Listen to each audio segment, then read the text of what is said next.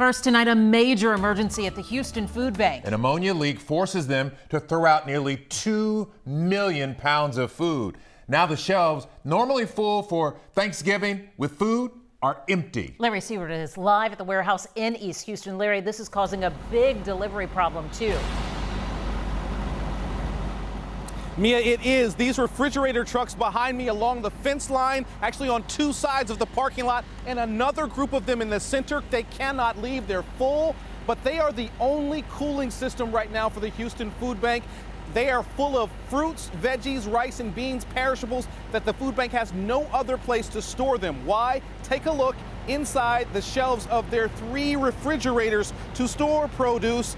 They're bare. Last Monday night, a pipe burst near the ceiling. Ammonia leak. No one was hurt, but 62 semi-tractor trailer loads of meals spoiled. We're talking about all the donated fruits, vegetables, along with rice and beans.